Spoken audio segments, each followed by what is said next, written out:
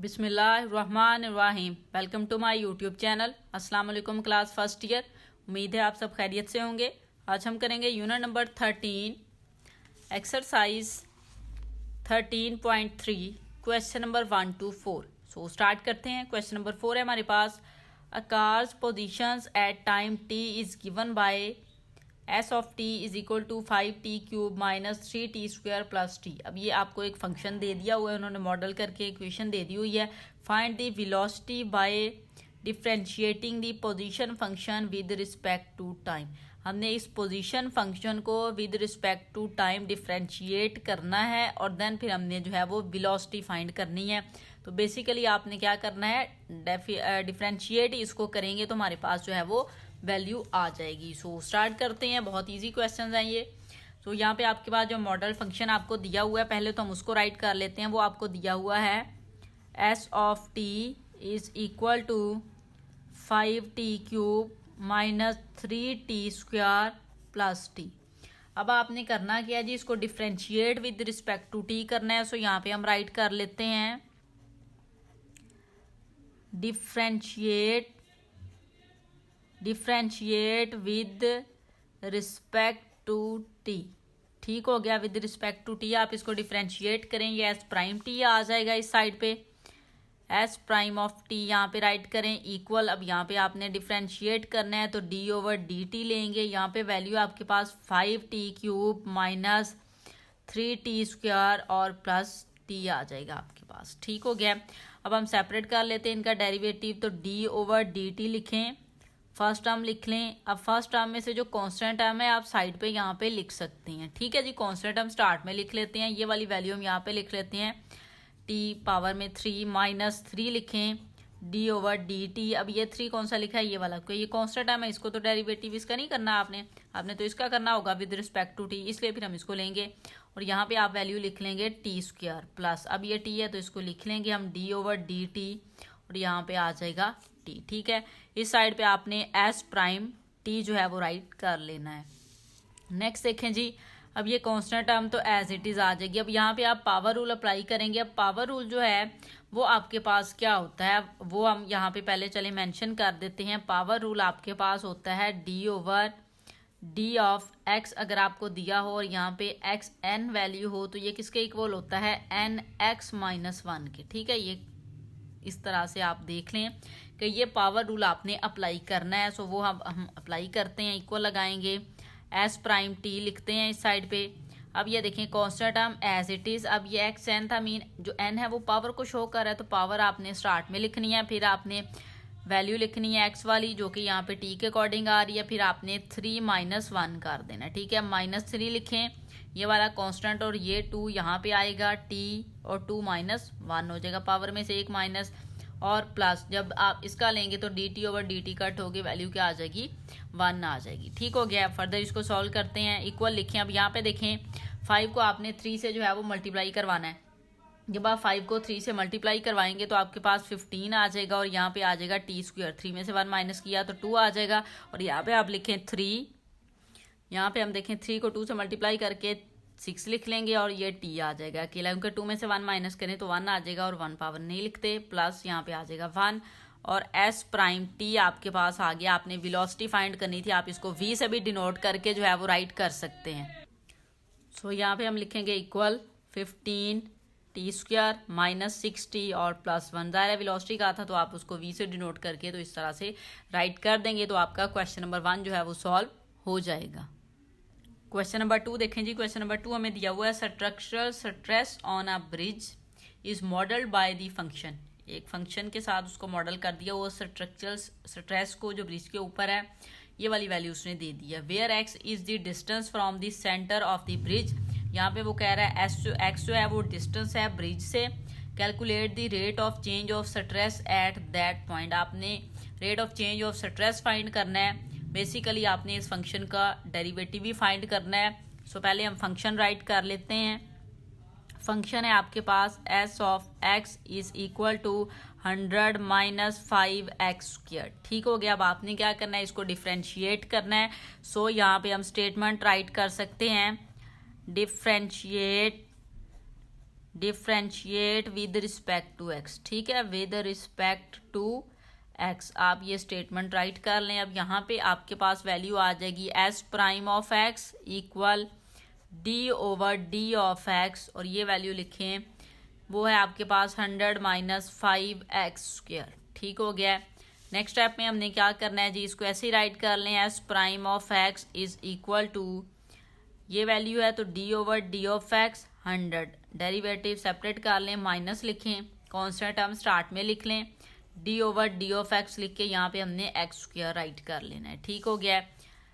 S prime x लिखेंगे equal, अब ये कांस्टेंट टर्म है उसका डेरिवेटिव तो 0 होगा, आप यहाँ पे 0 राइट कर देंगे। अब यहाँ पे देखें -5 एज इट इज, क्योंकि ये कांस्टेंट वैल्यू है तो इसको स्टार्ट में हम लिख लेंगे। ये जब x साथ हो फिर कांस्टेंट आप स्टार्ट में ले आते हैं, जब x हो, वैसे नहीं, अदरवाइज ये भी कांस्टेंट टर्म थी। इसमें अब आप इसका डेरिवेटिव ले सकते हैं, पावर रूल अप्लाई करेंगे, तो पावर रूल अप्लाई करेंगे तो यहाँ पे 2 आ जाएगा, x2 - 1 हो जाएगा। ठीक हो गया। एस ऑफ एक्स आ जाएगा, एस प्राइम आ जाएगा, सॉरी इक्वल लगा के, ये तो 0 हो गया। यहाँ पे देखिए -5 को 2 से मल्टीप्लाई करें, कितना आ जाएगा -10, और ये x है, पावर में 2 - 1 है, 2 में से 1 माइनस किया 1 ही आ जाएगा, तो x हम एज इट इज राइट कर देंगे इस तरह से। ठीक हो गया। तो इस तरह से आपका जो है वो क्वेश्चन नंबर 2 छोटा सा था तो वो सॉल्व हो जाएगा। क्वेश्चन नंबर 3 देखें जी। क्वेश्चन नंबर 3 हमें दिया हुआ है company revenue function is given by, company का रेवेन्यू फंक्शन आपको ये दिया हुआ है, where is the number of units produced, the cost function is, अब ये कॉस्ट फंक्शन आपको दे दिया हुआ है। 2 पार्ट है इस क्वेश्चन के। फर्स्ट पार्ट में आपने find the profit function find करना है पी ऑफ एक्स। ठीक है जी। तो प्रॉफिट आप किस तरह से फाइंड करेंगे, आपके पास जो रेवेन्यू फंक्शन है उसमें से आप जो कॉस्ट फंक्शन है उसको माइनस कर देंगे तो आपके पास प्रॉफिट आ जाता है। रेवेन्यू में से कॉस्ट को माइनस कर दें तो आपके पास प्रॉफिट ही आता है। सो हमने इस तरह से करना है कि आप रेवेन्यू फंक्शन में से कॉस्ट फंक्शन को माइनस कर देना है तो हमारे पास प्रॉफिट फंक्शन आ जाएगा। डिफ्रेंशिएट हमने इसको करेंगे, जस्ट आपने कॉस्ट जो फंक्शन है ना प्रॉफिट फंक्शन वो फाइंड करना है। सो स्टार्ट करते हैं। तो सबसे पहले जो फंक्शंस हैं हमारे पास गिवन, हम उसको राइट करते हैं। रेवेन्यू फंक्शन आपके पास दिया हुआ है आपको rx इज इक्वल टू, यहाँ पे आपके पास है 1000x माइनस 10x²। ठीक हो गया। उसके बाद आपने कॉस्ट फंक्शन राइट करना है, c of x is equal to, वो आपको यहाँ पे गिवन है ये वाला, वो आप राइट कर लें 300x प्लस 2000। ठीक हो गया। अब आपने फाइंड क्या करना है जी, प्रॉफिट फंक्शन हमने फाइंड करना है। सो यहाँ पे हम राइट कर लेते हैं प्रॉफिट फंक्शन। अब जो प्रॉफिट फंक्शन है वो आपके पास इक्वल होगा R of X minus C of X. ठीक है जी। रेवेन्यू में से आप कॉस्ट को माइनस कर दें तो आपके पास प्रॉफिट फंक्शन जो है वो आ जाएगा। अब हमने यहाँ पे आर ऑफ एक्स लिखा हुआ है तो आर ऑफ एक्स की वैल्यू लिख लें जो कि है आपके पास 1000x माइनस 10x², फिर माइनस लगाएंगे। अब इनके साइन चेंज हो जाएंगे, क्यों, क्योंकि हमने माइनस लगा लिया है। ये 300x पॉजिटिव है तो ये नेगेटिव हो जाएगा, ये वाली वैल्यू भी 2000 पॉजिटिव है, ये नेगेटिव हो जाएगी। इस तरह से आपने इसको राइट कर लेना है। ठीक हो गया। अब आप पी ऑफ एक्स यहाँ पे लिख सकते हैं क्योंकि प्रॉफिट फंक्शन आप फाइंड कर रहे हैं ना, उसने पी ऑफ एक्स कहा था। अब देखें ये 100, ये जो है ना इसको स्टार्ट में लिखें, माइनस 10x², ये स्टार्ट में आ जाएगा। उसके बाद आप x की वैल्यू लिखेंगे, ये 1000x है उसमें से 300x जो है माइनस कर देंगे तो आपके पास प्लस 700x आ जाएगा, और ये कांस्टेंट हम ऐसी आ जाएगी जो कि है -2000। ठीक हो गया। और इस साइड पे आप लिख देंगे p ऑफ x। ठीक है जी। तो ये आपके पास प्रॉफिट फंक्शन आ गया। ये थर्ड क्वेश्चन का जो फर्स्ट पार्ट था वो छोटा सा था, तो इस तरह से आपने इसको सॉल्व कर लेना है। अभी आपके पास प्रॉफिट फंक्शन जो है वो आ गया। अब इसी के अकॉर्डिंग शायद वो आपसे सेकंड पार्ट पूछेगा, तो देखते हैं नेक्स्ट पेज पे। पार्ट नंबर 2 देखें जी। पार्ट नंबर 2 आपसे कह रहा है determine the marginal profit when x is equal to 15। आपने मार्जिनल प्रॉफिट फाइंड करना है जब x इज इक्वल टू 15 है। तो मार्जिनल प्रॉफिट के लिए सबसे पहले तो आपके पास ये जो प्रॉफिट फंक्शन आया है इसको डिफरेंशिएट हम करेंगे। ये आपने फाइंड किया था प्रीवियस पार्ट में, सो हम इसको डिफरेंशिएट कर लेते हैं with respect to x, then हम 15 पुट करेंगे वैल्यू। ठीक है। हम यहाँ पे लिखेंगे differentiate with respect to X. ठीक है। विद रिस्पेक्ट टू एक्स आपने इसको डिफ्रेंशिएट करना है। सो यहाँ पे आप लिखेंगे p prime x is equal to D over D of X. Value आपके पास है -10x² प्लस 700 एक्स माइनस 2000। ठीक हो गया। अब आप डेरिवेटिव को सेपरेट कर लें, पी प्राइम एक्स लिखेंगे, इस साइड पे इक्वल लिखें, ये वैल्यू आपने लिखनी है। तो कांस्टेंट टर्म जो है ना, इसको हम -10 को स्टार्ट में लिख लेंगे। डी ओ कांस्टेंट टर्म नहीं है पूरी, बल्कि ये कांस्टेंट वैल्यू है एक्स वाली टर्म के साथ, और एक्स स्क्वायर हम यहाँ पे लिख लेंगे क्योंकि इसको डिफ्रेंशिएट कर रहे हैं। प्लस 700 आप यहाँ पे लिख लें, D over D of x आप लिखेंगे, और ये वाली एक्स की वैल्यू आपने यहाँ पे लिख लेनी है, minus D over D of x लिख के कांस्टेंट वैल्यू आप यहाँ पे राइट कर लेंगे इस तरह से। ठीक हो गया।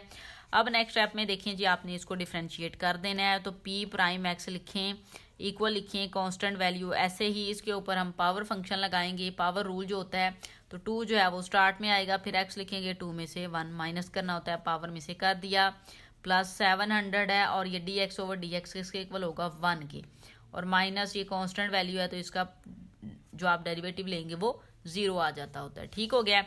अब नेक्स्ट देखें जी, p prime x is equal to -10 को 2 से मल्टीप्लाई करें, -20x आ जाएगा, और ये देखिए 2 में से 1 माइनस किया 1, तो इसलिए आप x लिख देंगे, और प्लस 700 को 1 से करेंगे तो 700, और ये वैल्यू तो 0 हो चुकी है। अब आपके पास ये मार्जिनल प्रॉफिट वाली वैल्यू आ गई। अब फाइंड आपने करनी है when x is equal to 15, तो आप यहाँ पे लिखें when x is equal to 15 marginal profit. ठीक है जी, आप यहाँ पे राइट भी कर दें मार्जिनल प्रॉफिट।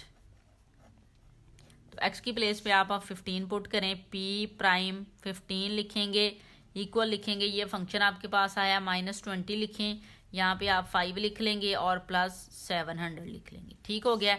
अब 20 को आपने जो है वो 15 है, 15 से आप मल्टीप्लाई करेंगे तो आपके पास वैल्यू आ जाएगी 300, -300 लिखें, और प्लस 700 हो जाएगा, P प्राइम 15 लिख दें। ठीक हो गया। अब आपने 700 में से 300 को माइनस करना है, तो आपके पास वैल्यू आ जाएगी 400। साथ में आप रुपीस लिख दें, ज़ाहिर है प्रॉफिट फाइंड कर रहे हैं, और यहाँ पे आप मार्जिनल प्रॉफिट लिख सकते हैं, मार्जिनल प्रॉफिट। ठीक है जी, एट लिख लें, at x is equal to 50। ठीक हो गया। तो ये आपके पास जो है वो इसका आंसर आ जाएगा। तो इस तरह से आपका क्वेश्चन नंबर 3 का पार्ट नंबर 2 भी सॉल्व हो जाएगा। क्वेश्चन नंबर 4 देखें जी। क्वेश्चन नंबर 4 आपको दिया गया है, an investment grows according to the function. वो कहता है कि इन्वेस्टमेंट ग्रोज कर रही है फंक्शन, इस फंक्शन के according, where A of T is the value of the investment and T is the time in years. T जो है वो टाइम है, और ए टी जो है वो वैल्यू है इन्वेस्टमेंट की। अब इसके 2 पार्ट हैं। फाइंड आपने क्या करना है, सबसे पहले उसने क्या है, find the rate of change of the investment after 8 years. आपने rate of change of investment find करना है 8 ईयर्स के बाद।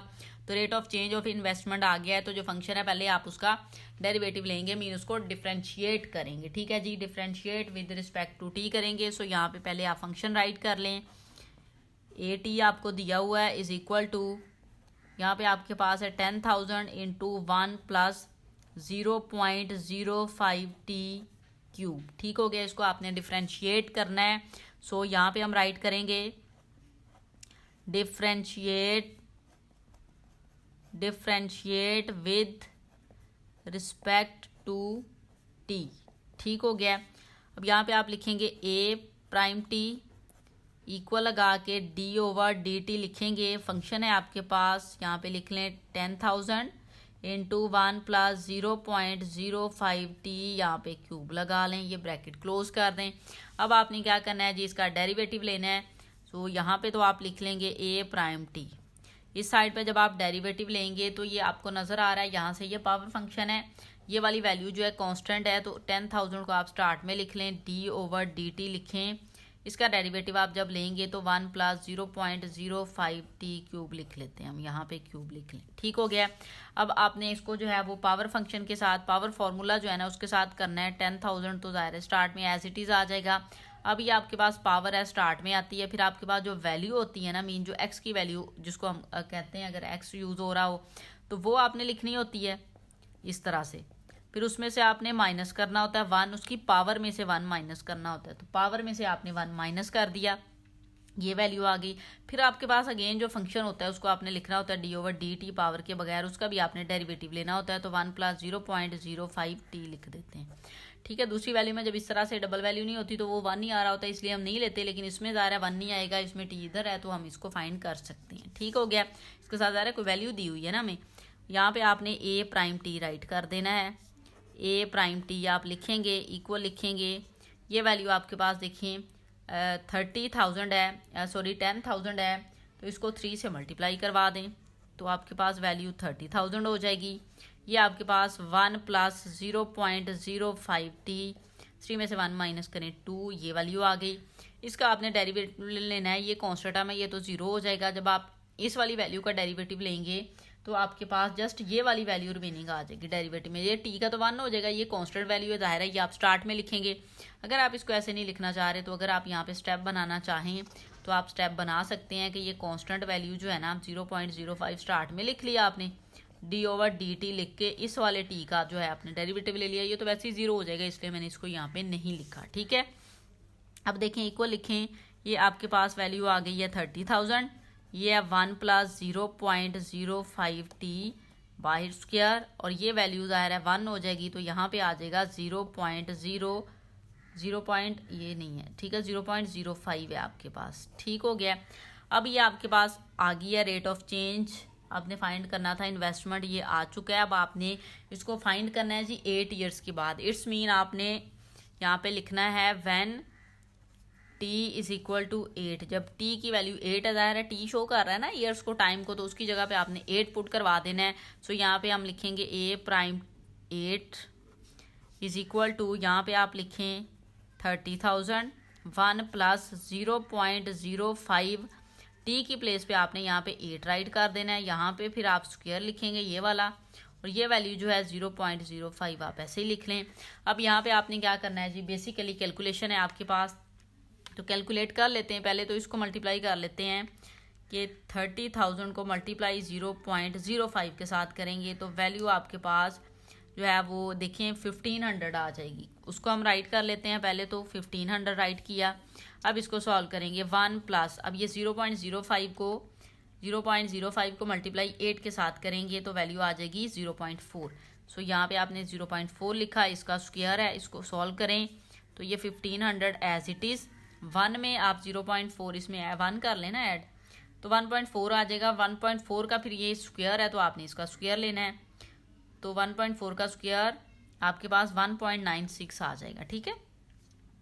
1.4 का आपने स्क्वायर लेना है, तो यहाँ पे देखिए आपके पास इसका स्क्वायर आप ले लें 1500, 1.4 का हम स्क्वायर ले लेते हैं, वैसे मैंने लिया भी था 1.4, इसका स्क्वायर आपने लेना है, तो देखिए 1.96 आपके पास आ गई है वैल्यू, 1.96 आ गई है। इसको 1500 से हम मल्टीप्लाई करवा देंगे तो हमारे पास वैल्यू आ जाएगी 8 ईयर के बाद उसकी इन्वेस्टमेंट आ जाएगी, rate of change of investment 2.940, ठीक है जी, 2940 आएगा, सॉरी 1500 से आपने अगेन कर लेते हैं 1.96 मल्टीप्लाई 1500, सॉरी 96 नहीं हुआ, 96 मल्टीप्लाई 1500, तो ये देखिए जी आपके पास वैल्यू आ रही है 2940, ठीक हो गया। सो हम यहाँ पे राइट कर देते हैं 2940, ठीक है जी। 8 ईयर के बाद आपके पास rate of change of investment आ जाएगा, ये आप यहाँ पे राइट कर दें, ठीक हो गया।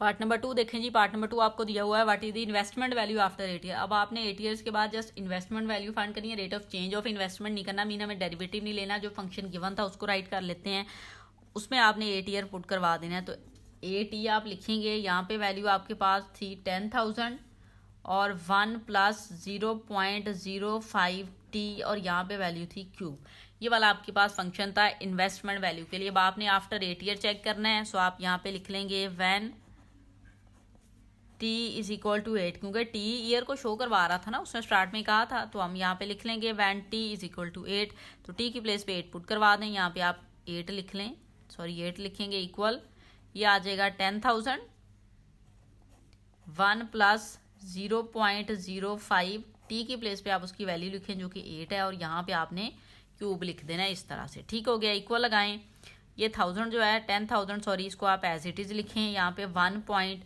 अब ज़ाहिर है ये पहले भी हम मल्टीप्लाई कर चुके थे तो आपके पास 0.4 आया था, हम इसको राइट कर लेते हैं 0.4, और ये आप ले लेंगे यहाँ पे क्यूब, अब यहाँ पे लिखेंगे जी 10,000 एज इट इज़, और ये 1.4 हो जाएगा। अब आपने 1.4 का क्यूब लेना है, इस साइड पे A8 आप जो है वो राइट करते जाएंगे। ठीक हो गया, पहले हमने स्क्वायर लिया था, अब हमने क्या करना है जी, क्यूब ले लेना है। 1.4 इसका जो है आप क्यूब लें तो वैल्यू आ जाएगी 2.744। ठीक है जी, इसको राइट कर लेते हैं हम, यहाँ पे लिख लेते हैं 10,000, ये लिखें 2.744। इसको हम मल्टीप्लाई करवा लेते हैं 10,000 के साथ। यहाँ पे आपने ऐसे ही लिख देना है वैल्यू, इसको मल्टीप्लाई करवाएं वैल्यू को 10,000 के साथ, तो देखिए आपके पास आंसर आ जाएगा 27,440। 27,440। ठीक हो गया, तो ये आपके पास आंसर आ चुका है। तो इस तरह से जो है आपने सारे क्वेश्चन जो है वो सॉल्व कर लेने हैं। उम्मीद है वीडियो अच्छी लगी होगी। वीडियो अच्छी लगे तो लाइक एंड शेयर जरूर करें। Thank you.